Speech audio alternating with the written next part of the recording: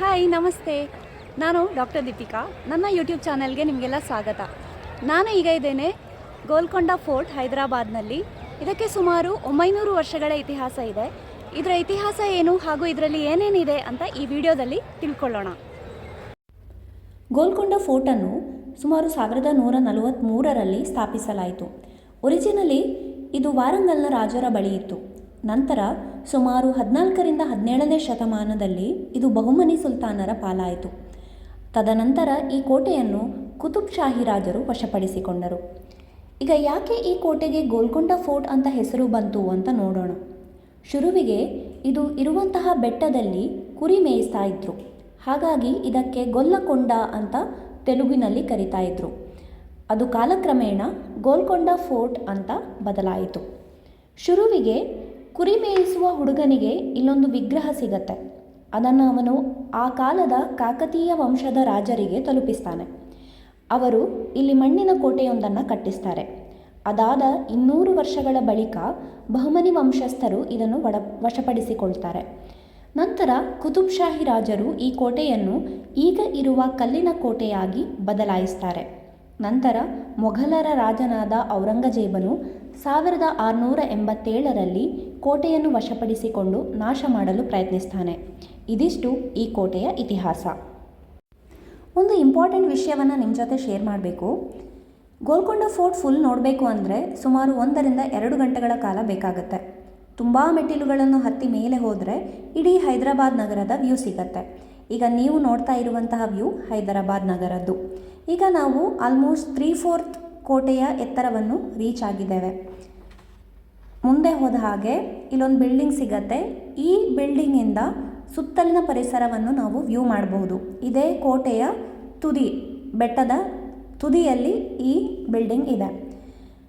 ಹಾಗೆ ಇನ್ನೊಂದು ವಿಷಯ, ಕೋಟೆಯ ಒಳಗೆ ಹೋಗುವ ಮುಂಚೆ ನೀರಿನ ಬಾಟಲ್, ತಿಂಡಿ, ಹಣ್ಣುಗಳನ್ನು ತಗೊಂಡು ಹೋಗಿ.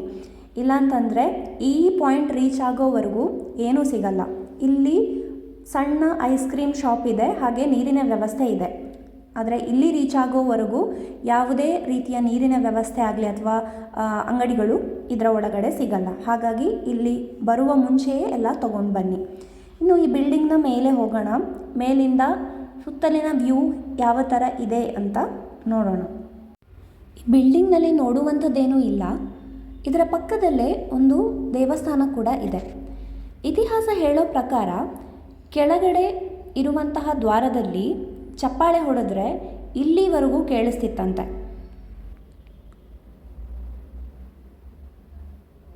ಇಲ್ಲಿಂದ ನೋಡಿದ್ರೆ ಕೆಳಗಡೆ ಇರುವಂತಹ ನಗರದ ವ್ಯೂ ಸಿಗತ್ತೆ.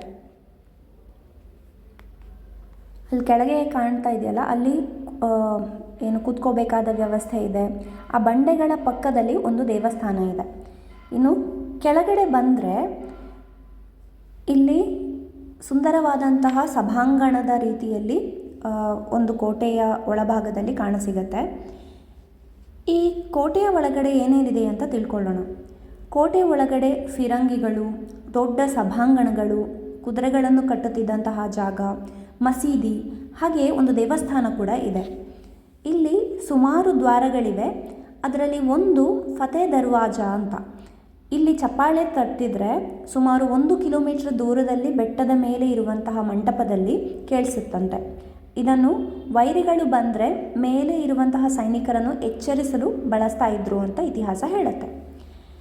ಇನ್ನು ನಾವು ಇಲ್ಲಿಗೆ ಹೇಗೆ ರೀಚ್ ಆದ್ವಿ ಅಂತ ಹೇಳ್ತೀನಿ. ಮೊದಲು ನಾವು ಲಕ್ಡಿಕ ಪೂಲ್ವರೆಗೂ ಹೋಗಿ ಅಲ್ಲಿಂದ ಬಸ್ನಲ್ಲಿ ಗೋಲ್ಕೊಂಡ ಫೋರ್ಟ್ಗೆ ಹೋದ್ವಿ.